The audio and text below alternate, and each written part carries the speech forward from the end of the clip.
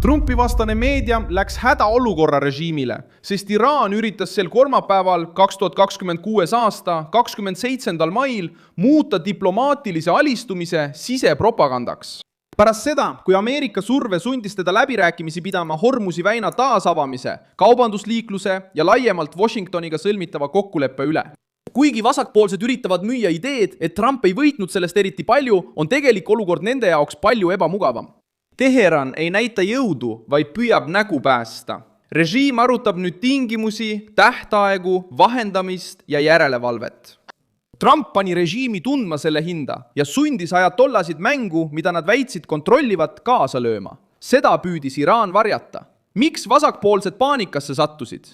Kuidas Trump olukorra ümber pööras ja sundis režiimi järele andma pärast nädalaid kestnud väiteid, et nad ei anna kunagi järele? Ma räägin sulle sellest kohe kõigest. Kui sulle meeldib selline otsekohene ja aus digitaalne sisu, siis kaalu tellimist, sest siin on iga päev selliseid videoid. Surve algas Teherani jaoks kõige tundlikumast kohast, erinevusest ähvarduse tegemise ja ähvarduse alal hoidmise vahel. Iraani riigitelevisioon avaldas esialgse memorandumi versiooni, öeldes, et Iraan taastab kaubandusliku liikluse väinas varasematele tasemetele kuni kuu jooksul. Samal ajal, kui Ameerika Ühendriigid viiksid väed piirkonnast välja ja peataksid mereblokaadi. Aga juba see, kuidas see info avalikuks tuli, näitab probleemi. See ei tulnud kui puhas sõjaline võit. See tuli nagu mustand, nagu narratiivi katsetus, nagu katse müüa Iraani sees vähem alandavat lahendust. Valge Maja lükkas Iraani versiooni ümber ja nimetas raportit väljamõeldiseks. See reaktsioon näitab, et Trump ei leppinud sellega, et teda pandi Teherani stsenaariumi sisse.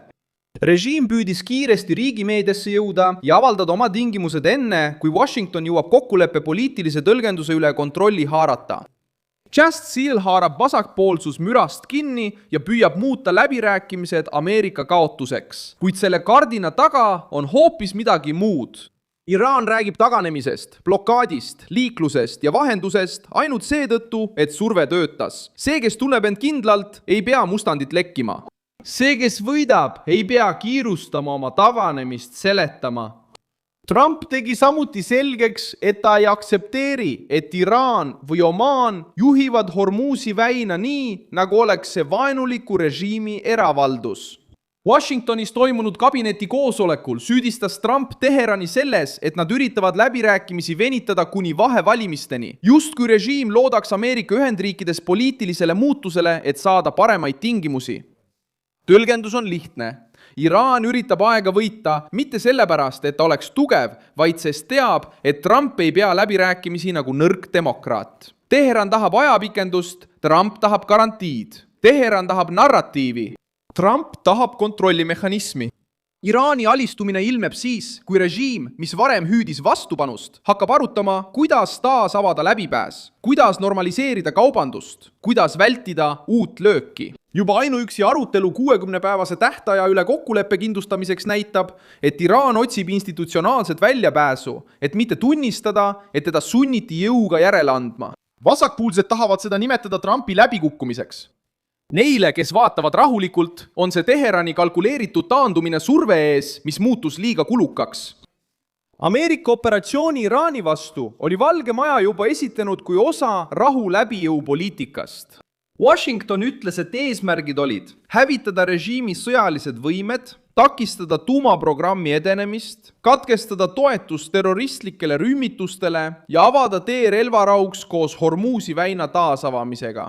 Vasakpoolsed ignoreerivad seda detaili, sest see lükkab ümber kokkuvarisemise teesi. Trump ei läinud sellesse kriisi selleks, et meeldida telekommentaatorile. Ta pani hinna lauale ja sundis vastast valima, kas jätkata poliitilisel peksa saamist või asuda läbirääkimistesse. Vasakpoolsete paanika ilmneb seetõttu, et nad peavad müüma kuvandit kontrolli alt väljunud Trumpist just sel hetkel, kui Iraan üritab kriisist kokkuleppega väljuda. Seetõttu rünnatakse postitusi, meeme, lauseid, provokatsioone ja kõiki suhtluse detaile. Strateegia on juhtida tähelepanu kõrvale põhiasjalt. Kui nemad karjuvad stiili üle, arutab Iraani režiim tingimusi. Kui nemad räägivad närvivapustusest, räägib Teheran mereliiklusest. kui nemad teesklevad, et Trump on läbi kukkunud, üritavad ajatollad oma rahvale seletada, miks nad peavad läbirääkimisi sama presidendiga, kellele nad väitsid julgelt vastu astuvat. Ka Kanada juhtum on sellesse narratiivi sõtta moonutatud kujul kaasatud. Kanada valitsus alustas läbirääkimisi, et osta Saabi Global Eye süsteem uue varajase õhuhoiatuse ja juhtimise võimekusena. Vasakpoolsed püüdsid seda müüa kui tõendit Ameerika Ühendriikide isoleerituse kohta, kuid see tõlgendus eirab muutust, mida Trump on juba aastaid nõudnud. Liitlased peavad rohkem kulutama, rohkem tootma ja võtma osa oma kaitsest enda kanda. Kanada teates öeldakse, et Global Eye aitab Kanada relvajõududel tuvastada ja tõkestada ohte Arktikas ja mujal. Samuti mainitakse toetust 3000 töökohale lennundus- ja kaitsetööstuses. Saab teatas, et Kanada alustas ametlikke läbirääkimisi, kuid lepingud pole veel allkirjastatud ega tellimust saadud. See tähendab, et isegi selles punktis püüab vasakpoolne pool muuta kaitsetööstuse läbirääkimised väidetavaks Ameerika juhtpositsiooni matmiseks. Tegelikult liitlased korraldavad end ümber, sest nad mõistsid, et maailm on muutunud karmimaks. Ja see on otseselt kooskõlas Trumpi nägemusega. Kaitse ei saa olla lihtsalt ilus jutt. Sellest peab saama reaalne võimekus. Majandus on selles samas võitluses sees. Vabariiklaste juhid ütlevad juba, et vahevalimised otsustatakse rahakoti, investeeringute ja Ameerika Ühendriikides toimuva paranemise tajumise põhjal. Vasakpoolsed püüavad sellest kõrvale hiilida, sest neil on vaja, et avalikkus näeks kaost, enne kui avalikkus tulemusi tajub. Kui investeeringud ilmuvad, liitlased tegutsevad, vastased peavad läbirääkimisi ja Valge Maja hoiab survet, kaotab läbikukkumise narratiiv jõudu. Seetõttu panevad nad kõik ühte paketti. Iraan, Kanada, Texas, postitus, UFC, ülemaailmne tervishoid ja kõik muud kättesaadavad teemad. Eesmärk on tekitada kaose tunnet, isegi kui faktid näitavad strateegilist liikumist. Iraan tunneb seda mängu väga hästi. Alates islami revolutsioonist on Teheran kasutanud sisemist propagandat, et muuta taganemine vastupanuks. Ameerika pantvangikriisi ajal aastatel 1979–1981.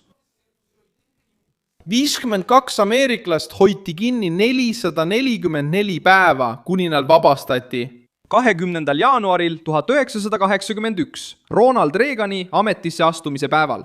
See episood mõjutas Ameerika poliitikat, sest näitas, kuidas vaenulikud režiimid hindavad Washingtoni nõrkust ja tugevust. Kui nad märkavad kõhklust, suruvad nad piire.